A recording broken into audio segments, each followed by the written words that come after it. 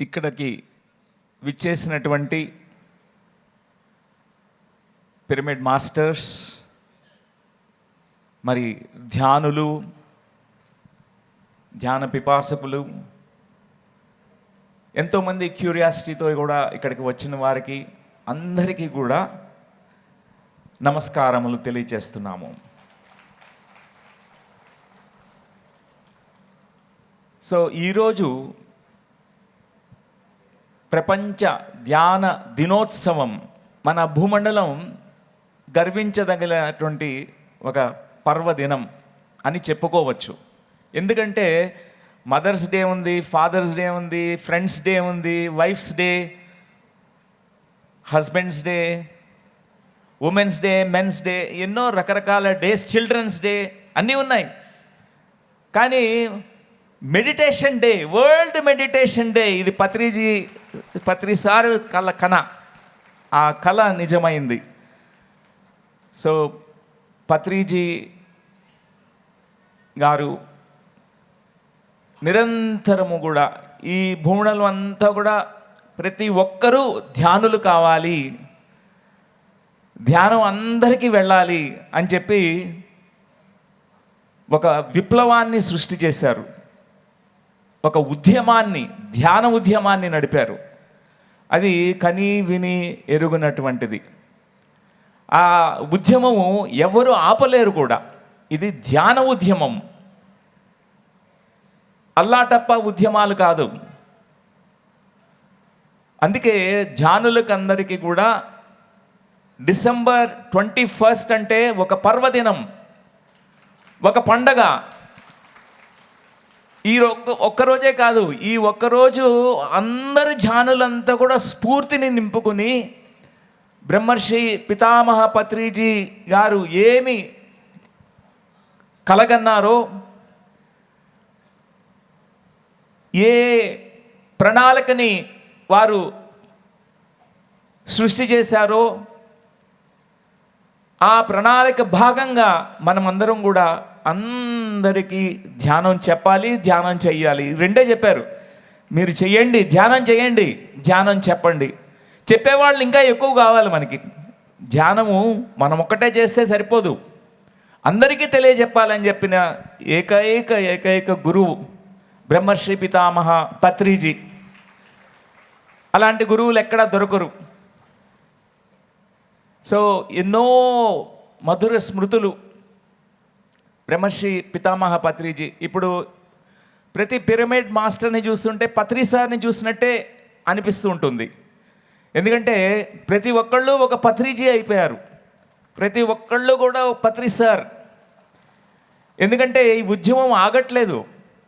ఆయన ఎంత శక్తిని, చైతన్యాన్ని, జ్ఞానాన్ని ప్రతి ధ్యానిలోనూ, ధ్యాన సాధకుల్లో నింపేశారంటే ఎవరు ఆగట్లేదు.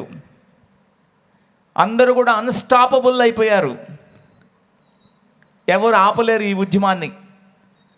సో ఈ సందర్భంగా బ్రహ్మర్షి పితామహ పత్రిజీ యొక్క కలలు సాకారం చేయడం మన బాధ్యత.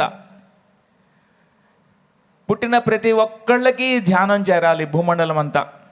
పుట్టిన ప్రతి ఒక్కళ్ళు శాకాహారులు అయిపోవాలి. అండ్ మూడో పాయింట్ పత్రి సార్ చెప్పినది పిరమిడ్ జగత్. పిరమిడ్ అంటేనే science of pyramids, scientific temperament.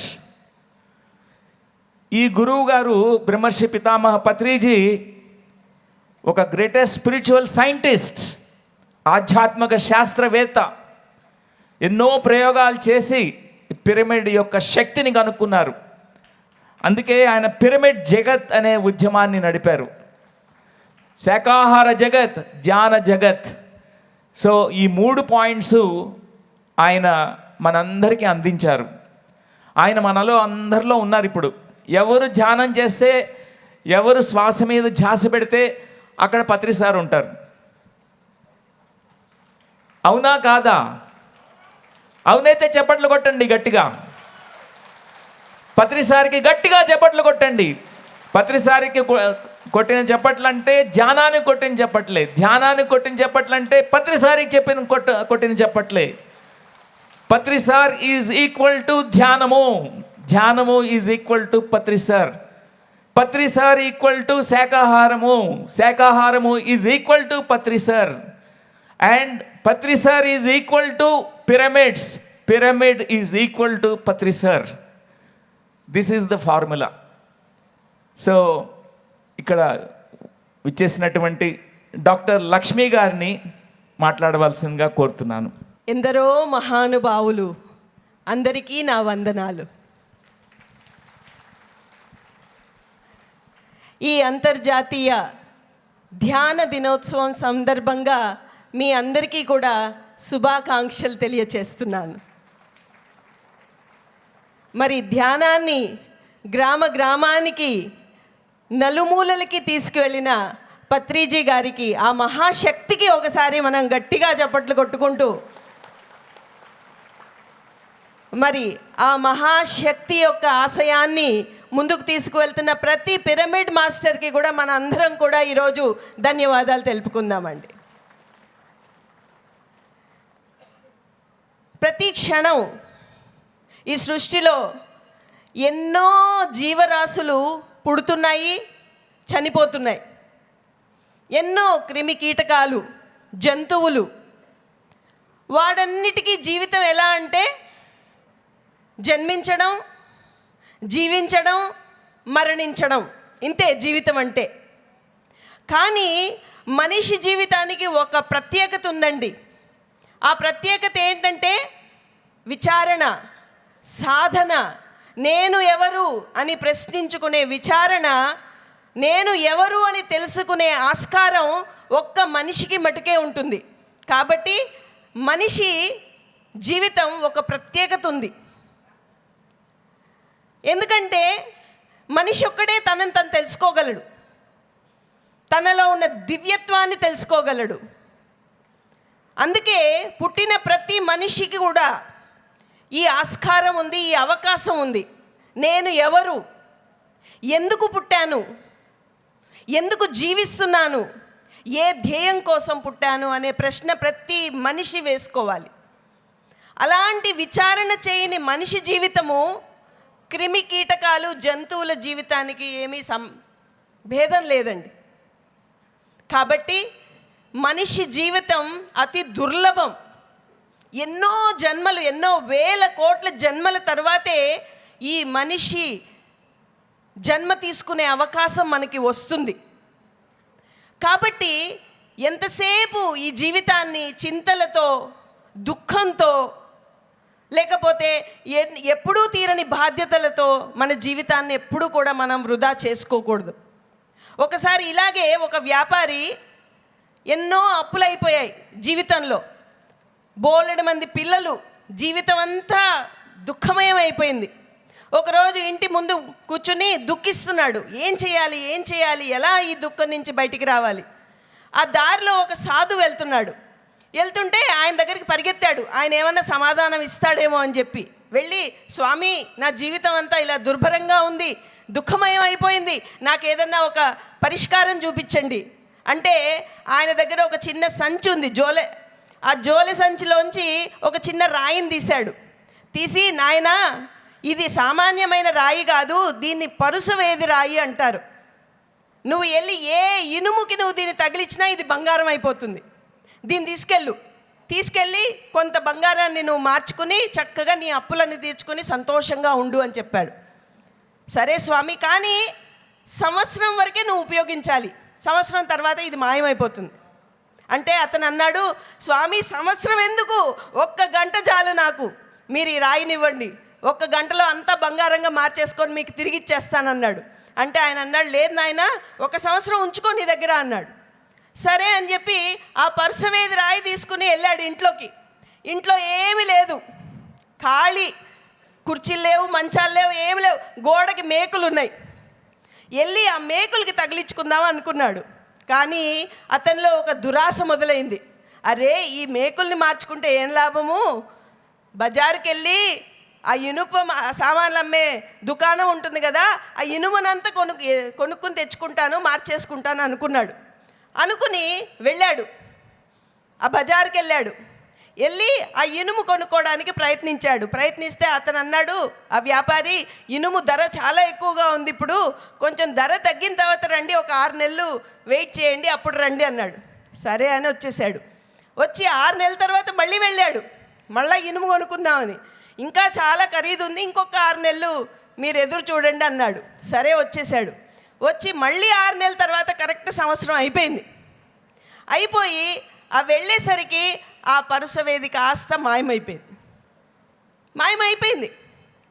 అప్పుడు ఏడ్చుకుంటూ ఆ సాధువుని వెతుక్కుంటూ వెళ్ళి, స్వామి ఇలా జరిగింది, సంవత్సరం రోజులు ఆ ఇనుమంతా కొనుక్కుందామని దురాశతో ఈ చక్కటి పరుసవేదిని మీరు ప్రసాదించారు, ఈ భాగ్యాన్ని పోగొట్టుకున్నాను.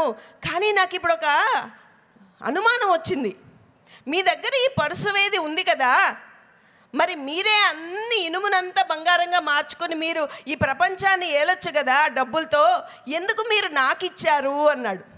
అంటే అప్పుడు ఆ సాధువు అన్నాడు, నాయనా, ఈ పరుసవేది నాకెందుకు, నా లోపల ఉన్నదంతా బంగారంగా నేను మార్చేసుకున్నాను.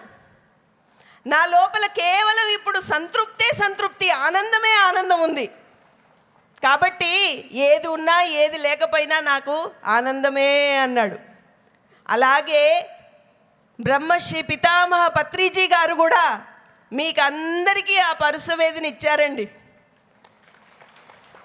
ఆ పరుసవేది రాయిని ప్రతి ఒక్కళ్ళకి ఇచ్చారు. మరి ఆ రాయిని మనం ఉపయోగించుకోకుండా దురాశతో, ద్వేషాలతో మన జీవితాల్ని దుఃఖమయం చేసుకుంటామా, లేకపోతే ఆ రాయి యొక్క దివ్యత్వాన్ని గుర్తించి మన జీవితాన్ని మనం దివ్యత్వం వైపుకి నడుపుకుంటామా అనేది మన చేతుల్లో ఉందండి. ఆ పరుసవేది ఏదో కాదు, ధ్యానమే. ఒక్కసారి ఆ ధ్యానానికి ఒకసారి గట్టిగా చప్పట్లు కొట్టండి. ఎందుకంటే పత్రిగారి చేతిలో ఉన్నది పరుసవేదిగాక ఏమవుతుంది, ఈ ధ్యానం అనేది పరుసవేదిగాక ఏమవుతుంది, మూలల నలుమూలల ఎక్కడెక్కడో ఉన్న గ్రామంలో ఉన్న సామాన్యులందరినీ కూడా ఆయన ధ్యానులుగా తీర్చిదిద్దారు. అది పరుసవేది కాకపోతే ఇంకేంటండి. ఒక్కసారి పత్రిజీ గారికి ఒక్కసారి మనం గట్టిగా చప్పట్లు కొడదామండి. కాబట్టి మనందరం కూడా ఈ అంతర్జాతీయ ధ్యాన దినోత్సవం అనేది ఎందుకు ప్రతి సంవత్సరం వస్తుందంటే, ప్రతి సంవత్సరం మనకి గుర్తు చేయడానికి, ఏమని, ఈ మానవ జీవితం అయినది చాలా విలువైనది, అతి దుర్లభమైనది. కాబట్టి ప్రతి సంవత్సరం మనం గుర్తు తెచ్చుకోవాలి, మనం సరి అయిన మార్గంలో ఉన్నామా లేదా, మన దివ్యత్వం వైపుకు మనం నడుస్తున్నామా లేదా, మనల్ని మనం తెలుసుకునే దారిలో మనం ఉన్నామా లేదా, సరి అయిన మార్గం ఉన్నామా లేదా అని మనకి గుర్తు చేయడానికి ఈ అంతర్జాతీయ ధ్యాన దినోత్సవం మనకి చాలా చాలా ఉపయోగపడుతుంది, దోహదపడుతుంది. సో మన అందరం కూడా మన జీవితాల్ని దురాశతో, ఆ వ్యాపారిలాగా దురాశతో, ద్వేషంతో, దుర్భాషలతో వృధా చేసుకోకుండా మనలో ఉన్న దుర్గుణాలన్నింటినీ కూడా ఈ ధ్యానం అనే పరుసవేదితో సుగుణాలుగా మార్చుకొని మనల్ని మనం చక్కగా దివ్యాత్ములుగా మనం తయారు చేసుకోవాలి. మనందరిలో మనం బంగారంగా మారిపోవాలి. మనందరం బంగారం అయిపోయి ఒక కొత్త బంగారు లోకాన్ని సృష్టి చేయడానికి మనందరం కూడా సహ నిర్మాతలుగా, సహ సృష్టికర్తలుగా మనందరం కూడా తయారు కావాలి. మరి అలాంటి లోకాన్ని తయారు చేద్దామా? ఒక్కసారి గట్టిగా ఆ సంకల్పానికి, ఆ ఆశయానికి, ఒక కొత్త బంగారు లోకం ఏదైతే పత్రిగారు కలలు కన్నారో, ఏ కొత్త బంగారు లోకంలో అయితే కేవలం శాకాహారులే ఉంటారో, ఏ కొత్త బంగారు లోకంలో అయితే కేవలం ధ్యానులే ఉంటారో, ఏ కొత్త బంగారు లోకంలో ఎక్కడైతే ప్రతి వృక్షము, ప్రతి జంతువు, ప్రతి మనిషి కూడా చక్కగా స్నేహభావంతో, ప్రేమ భావంతో కలిసి మెలిసి అద్భుతంగా జీవిస్తారో, అలాంటి ఒక కొత్త బంగారు లోకాన్ని మనందరం కూడా నిర్మించాలని, ఆ వైపుకి మనందరం అడుగులేయాలని చెప్పి నేను మనస్ఫూర్తిగా ఆకాంక్షిస్తూ, కోరుకుంటూ సెలవు తీసుకుంటున్నాను. ధన్యవాదాలు. సో సందేశం అయిపోయిందండి, complete. Very brief, very crisp and short message. And thank you so much sir.